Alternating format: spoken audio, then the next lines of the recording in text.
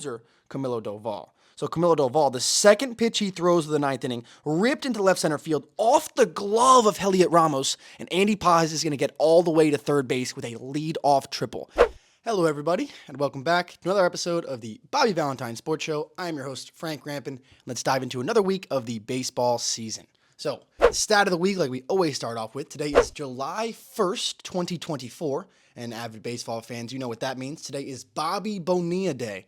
So every year on July 1st, the New York Mets owe Bobby Bonilla $1.19 million all the way until 2039. So he's not even close to being done. Every year he gets money from that. And little known fact about Bobby Bonilla, most people know that he does get paid $1.19 million from the Mets every year, but he also gets paid, I think it's $600,000 every year on July 1st from the Baltimore Orioles from another voided contract. So Bobby Bonilla still getting his money to this day in 2024, celebrating it every year. But another stat of the week, a little interesting one here. Relief pitcher for the A's, Sean Newcomb, became the 27th player in Major League Baseball history since 1901, to record a win without officially facing a batter. And you might be asking, how in the world could that possibly be a thing? I'll explain it to you. So Newcomb came in. A's were tied, or actually no, they were losing by 1 in the top of the 8th inning against the Twins at the Coliseum. Newcomb came in with a runner on first base and 2 outs. He threw one pitch to the batter and then picked the runner off of first base for the 3rd out. So he actually threw one pitch to a batter, but he picked off the guy at first before the batter officially went into the books as a batter faced. So he threw one pitch, picked the runner off of first, no batter faced, and in the bottom half of the 8th inning, Shea Langoliers hit a 2-run go-ahead home run to give the A's the win. So Sean Newcomb threw one pitch in the game to one batter, but he didn't technically record an out, picked the runner off of first, so actually never officially faced a batter and was in line for the win. So 27th time in MLB history that has happened. Pretty interesting stuff. That was weird technicality in the rule book. So pretty weird stat of the week that was after the Bobby Bonilla Day. Had to give him his flowers, of course, like he gets every July 1st. So let's go into the play of the week now. This is going to bring us to the south side of Chicago here. The White Sox taking on the Rockies. This was actually yesterday on Sunday. Bottom of the 12th inning, runner on third, winning run, 3-3 ball game, looped into the air to center field by Tommy Pham. Dead sprint, full extension layout by Brenton Doyle to save the game. Send it to the 13th inning and keep the Rockies alive. What a play that was. Tommy Pham can't believe it. Thought he ended the game, but Brenton Doyle says no. So great play from the Rockies center fielders, and that outfield, man, has been great. Last year, they were very young. A lot of great highlights they had. They have very, very strong arms, both Brenton Doyle and Nolan Jones, and they have been flashing the leather this year. So let's go out from the south side of Chicago to the Bay Area in California, to San Francisco to be exact. Dodgers-Giants played this weekend, a very tightly contested series, a lot of good games between the two. This one is Friday night, game 1 of this series. This was a very, very fun game to watch. Tough couple weeks for Giants fans and the Giants family, as obviously everyone knows they lost Willie Mays about a week and a half ago, and then Orlando Cepeda this past weekend. So 2 legends in the San Francisco Giant community and 2 Hall of Famers have been lost. But so Friday night, first game of the series between the Dodgers and the Giants. If it's going to let me watch it. Apparently not. Awesome. Gotta love that. Gotta love the not working of the video. Okay, here we go. So now we got Shohei at the dish, his second at bat against Logan Webb. Grounds one up the middle pretty softly. Nick Ahmed ranges over, spins, fires, dug out by Lamont Wade at first. What a Webb gem that was from the center field or second base. The shortstop of the Giants to get Ohtani. He's got wheels. Had to get that one out very quickly. Off balance throw. Great play on both sides by the Giants infield. Nick Ahmed spinning, firing Lamont Wade with the dig. So Logan Webb, the best pitcher on this Giants staff, keeping the Dodgers at bay so far. But those Dodger bats are going to wake up at some point. So moving ahead to the top of the 5th inning, still 0-0 your score. Gavin Lux at the dish with Pajes aboard at first. Rips one into the left center field gap. That one's going to split it and get to the wall. Heading to third, that's Miguel Rojas. He's getting the wave. Relay throw mishandled, and the Dodgers strike first with an RBI double from Gavin Lux. Great piece of hitting there. Looked like a changeup or a splitter there from Logan Webb. Stayed on it and ripped it to the wall in the left center field gap. So now still in this fifth inning here. After an intentional walk to Shohei Ohtani, Will Smith comes up to the dish. First and third, one away. Lines one right back up the middle. That's going to be a base hit. Bring home the second Dodger run in this one. Lux is home. 2-0 Dodgers in the fifth. So Giants find themselves playing catch-up here. Still in the fifth inning, now the bottom half, Luis Matos drills a fastball high and deep in the air to left center. Gets out into the first row. So cuts the Dodger lead in half. Luis Matos smokes that one, just barely getting out of here to left center. So actually, I just mentioned the sad couple weeks it has been for the Giants fans, the Giants faithful, and the organization as a whole. So this game was on Friday night, first game of the series between the Dodgers and the Giants. Willie Mays had died about over a week earlier, right before they played that Rickwood game. And this Friday night, this was Friday, June 28th. During this game, it was 7 o'clock Eastern time, so it was, it was 10 o'clock Eastern time, so it was 7 o'clock on the West Coast. So during this game, it was actually breaking news that Giants legend Hall of Famer Orlando Cepeda had passed away. And during this game, I believe it was in between the sixth inning, in between the top and the bottom of the sixth, the Giants had like a tribute. They did a tribute for Orlando Cepeda, which concluded with a moment of silence. So that was pretty cool for them to do that, especially during the middle of a game, honoring one of their legends to their organization. So, like I said, having that tribute for Orlando Cepeda in the middle of the sixth inning, Matt Chapman comes up in the bottom half, runner on first, one away, absolutely smokes a baseball high and deep in the air to left. That one is way gone. Effortless swing there from Matt Chapman, just blasts the ball out of here, puts the Giants on top, two-run go-ahead home run, 3-2, Giants in front now in the sixth. So, Logan Webb keeps the score at 3-2, Giants on top all the way to the ninth inning. That's going to keep the score like that for the closer, Camilo Doval. So Camilo Doval, the second pitch he throws of the ninth inning, ripped into left center field off the glove of Heliot Ramos, and Andy Paz is going to get all the way to third base with a lead-off triple. Tying run just 90 feet away, 2 pitches into the ninth. Heliot Ramos looked like he was going to make that play just off the heel of his glove, kicks away from him, allows Paz to get all the way to third. So now Jason Hayward comes up. Very next pitch, laces one in the air to left center. That's going to be caught, but it will be a sac fly to tie the game. So just 3 pitches into the top of the ninth inning, Camilo Doval blows the save, and the Dodgers tie the game up. So now to the bottom of the ninth inning, tie score now, 3-3, on a night where the Giants family lost Orlando Cepeda. So, like I said, 3-3 ball game headed to the bottom of the ninth inning on the day that the Giants faithful lost Orlando Cepeda.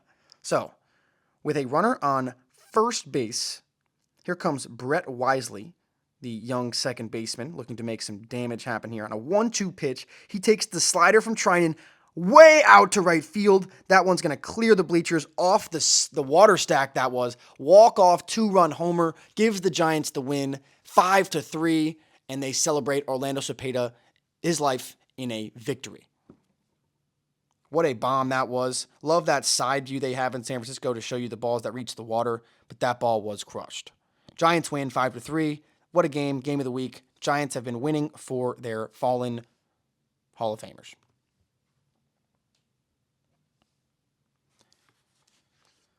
So that's going to do it for our game of the week. Let's dive into the MLB standings updates here. Oh, excuse me. Just forgot to turn off the freaking thing. There we go. So, moving on into the standings update, the Baltimore Orioles have jumped ahead, after last night they have not. The New York Yankees have been struggling a little bit as of late, but still sitting atop the AL East. Garrett Cole made his season debut last week, and he became the first Yankee pitcher ever to allow 4 more home runs, 4 more walks, and strike out 0 batters in a game. So not the start of the season Garrett Cole was looking for. He got rocked, and the Yankees lost. But Aaron Judge has still been unbelievable. He's the first Yankee ever to have 31 home runs before July. He has 14 home runs, over 110 mile an hour exit velocity this year. Every other MLB team has 13 or less. So he has more home runs over 110 mile an hour than every other team does. It's unbelievable. And in June, right? Judge hit .409 with 11 home runs and 37 RBIs in June, after he hit .361 with 14 home runs and 27 RBIs in May. So what a 2-month span this has been for the big man, Aaron Judge. Just absolutely scorching baseballs around the yard. The Orioles homered in 21 consecutive games. That's a franchise record. They had 45 home runs in those 21 games. And they set a franchise record with 60 home runs in the month of June. That's the third most home runs in the history of baseball in the month of June. Unbelievable. Crazy stuff from them. And Anthony Santander set the Orioles franchise record by hitting 13 long balls in the month of June. The Boston Red Sox, they're still hanging around. They've been solid. Jarren Duran and Ceddanne Rafaela, they've been very good for them. Those two utility guys that can kind of play all over the place, especially Rafaela. He plays center field, shortstop, second base. He can do whatever you want from him. And the pitching has still been all right. Tanner Houck's hit a little bit of a speed bump, but they're still hanging around in this AL wildcard picture. The Blue Jays, they're starting to turn around a little bit. It's going to be interesting to see what they decide to do as the trade deadline looms. Vladimir Guerrero Jr. is extremely hot right now. He had, so in the history of baseball, right, there's been two players to have 19 or more RBIs and 10 or more extra base hits over a 6-game span. Vlad this week, and Reggie Jackson back in June of 1969, back for my Oakland A's. And the Rays, sitting at the bottom of this division, need to get things figured out. They just lost a series to the Nationals. Moving over to the National League East, the Phillies, sitting at the best team in baseball. Kyle Schwarber, him and Bryce Harper actually just went on the IL. Harper with a leg injury. I think Kyle Schwarber was a back injury. I'm not 100% positive on that one. But Kyle Schwarber, the fastest player ever to 60 home runs in the month of June in MLB history. The previous fastest was Mike Piazza, who hit 60 home runs in 191 games in June. Christopher Sanchez, the first pitcher to allow 1 home run or fewer in his first 15 starts of a season since Jake Peavy back in 2007. The Atlanta Braves, they've been solid lately. They had a little bit of a floundering period when they lost Ronald Acuna Jr., but they found their stride again. They're still doing good. Only 2 pitchers in Braves history before this year had lower ERA. Cut that shit. What the hell?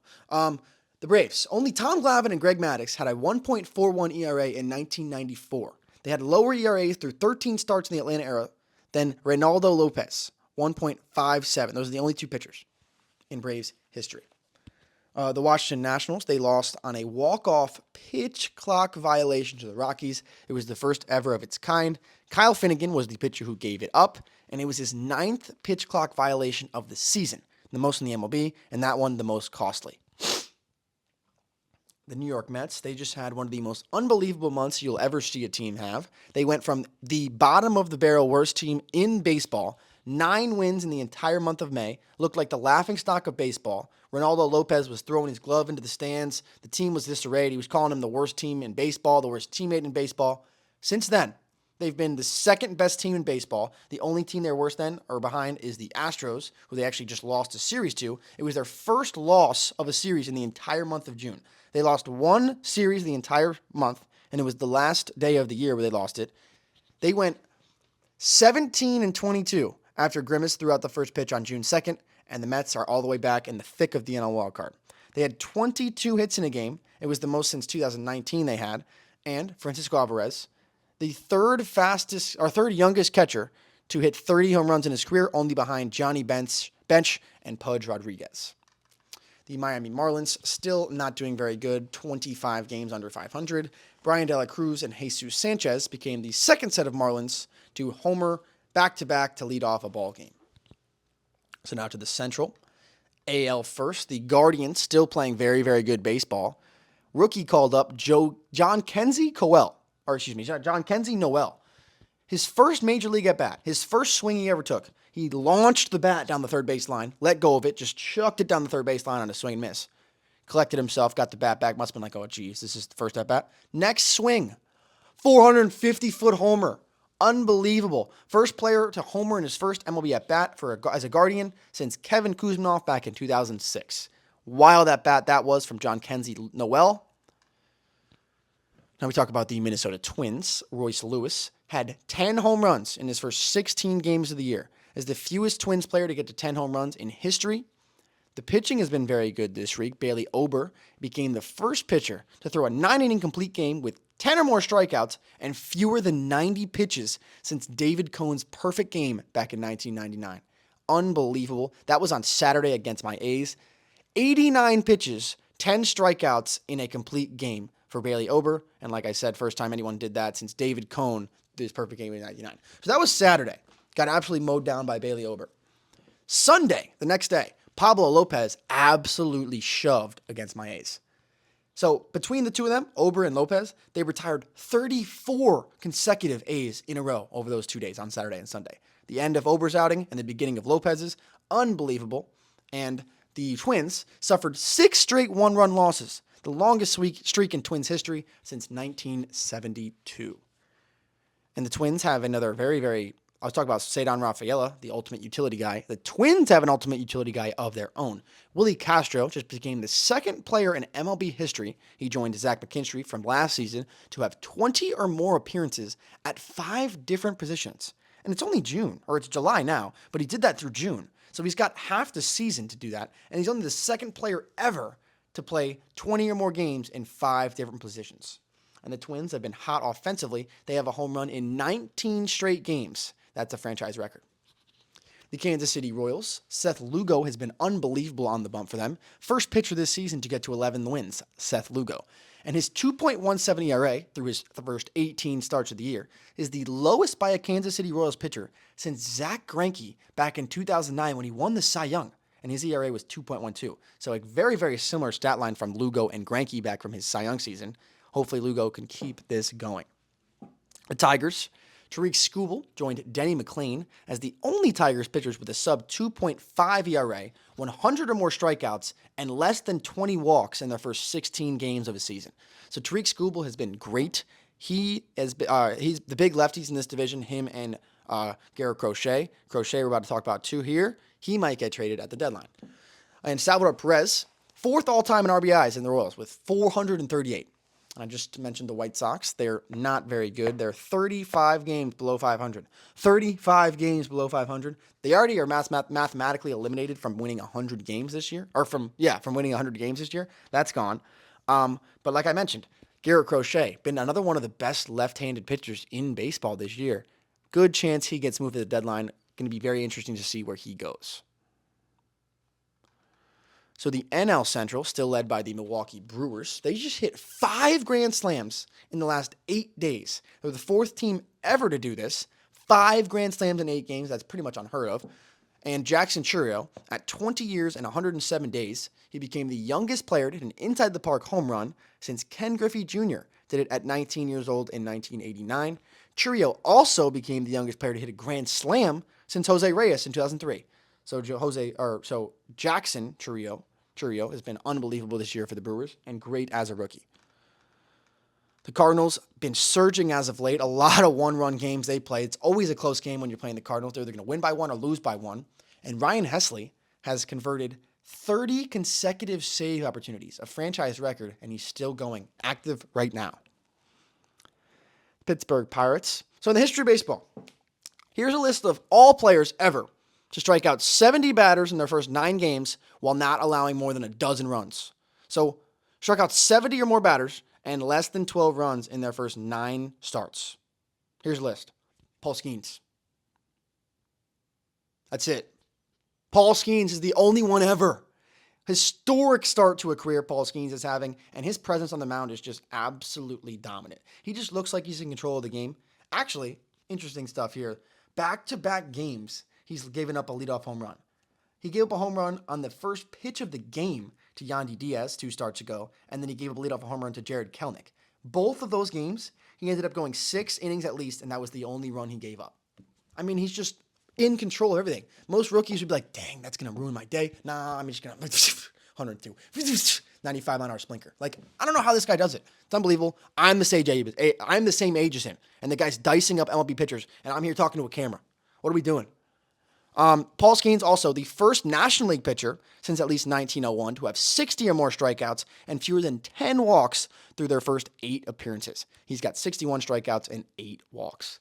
Unbelievable. Unbelievable. And Brian Reynolds just had the longest hit streak in MLB this season.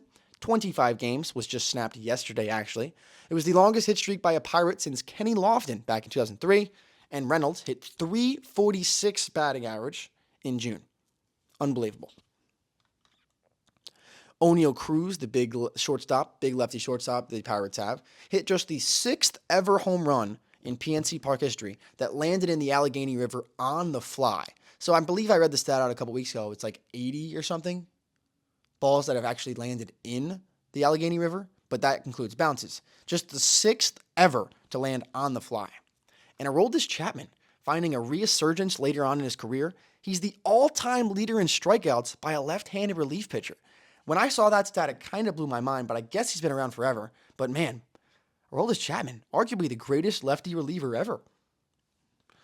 The Cubs have been very, very mediocre as of late. Not as of late, all year. It's like they've just been walking through the season so far. I think it's 5 games under 500 right now. The Cubs, they're 12-3 in games when Shota Imanaga starts. Like he had a historic start to a career. 12-3 in games he starts.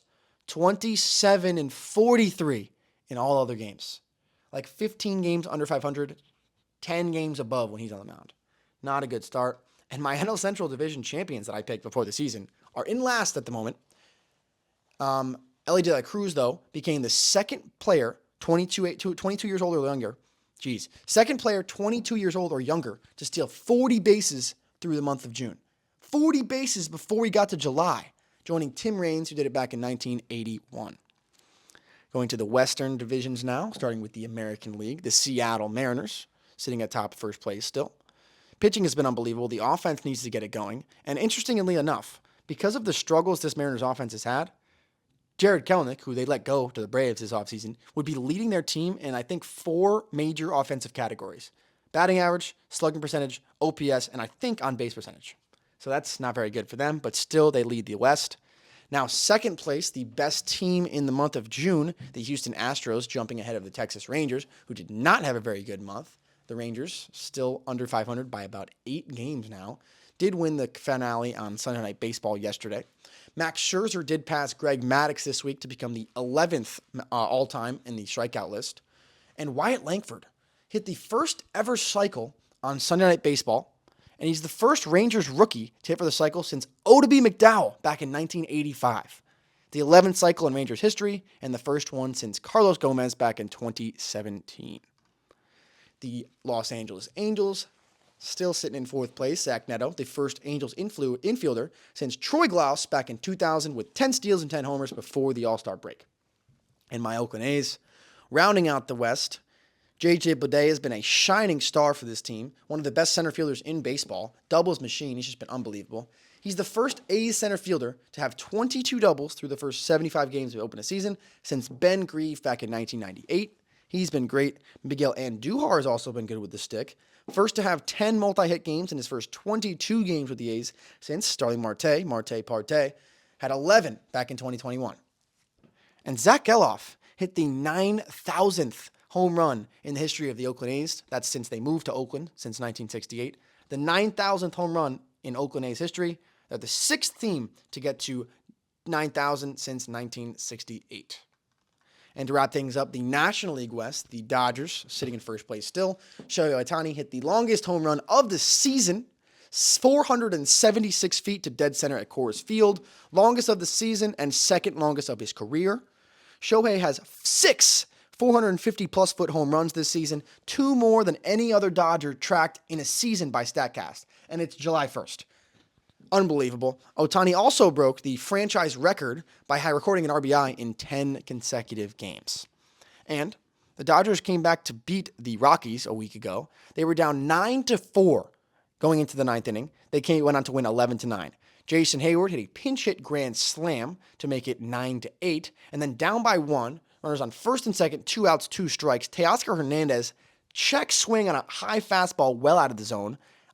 First base umpire said he did not go. After looking at the replay, he definitely did. Bat crossed over the plate, broke the plane. Next pitch, go-ahead 3-run home run. Dodgers win 11-9. It was the first time ever a team hit both a grand slam and a 3-run home run while trailing in the 9th inning or later, and the Dodgers completed a historic comeback. The Padres sitting in second place, Jurickson Profar. He's going to be an all-star starter this year. He's been great. Had a little bit of controversy this past week, though. Walked off the Nationals after he was almost hit by a pitch, and then walked him off the next day. There was a little bit of benches clearing action. Then he got hit with the pitch. The manager for the Padres got ejected, but a whole lot of action between Profar and the Nationals. But Profar, his last 6 at-bats with the bases loaded. He's got 19 RBIs in his last 6 bases loaded at-bats. The only other player to do this in the last 50 years was Albert Pujols in 08 and 09. So pretty elite company there. And the Padres scored 9 runs in the 5th inning against the Red Sox at Fenway Park this weekend.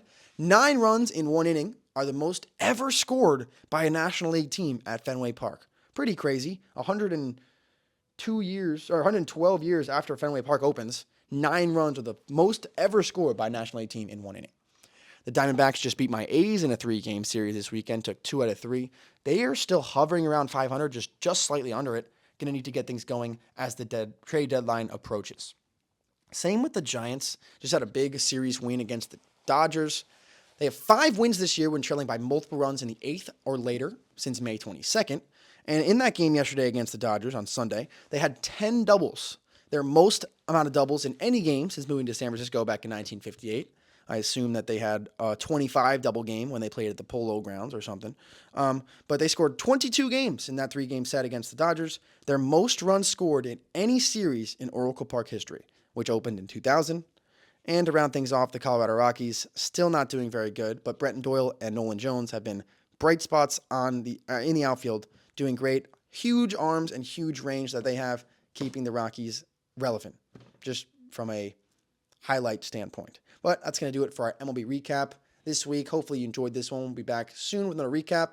But if you want to follow us on Instagram, Twitter, TikTok, all that good stuff, at the Bobby Valentine Sports Show, and any information about the Bobby Valentine Sports Academy at BV Academy or thebvacademy.com. All right. So until next time, we'll see you later. I'm Frank Rampin. Peace out.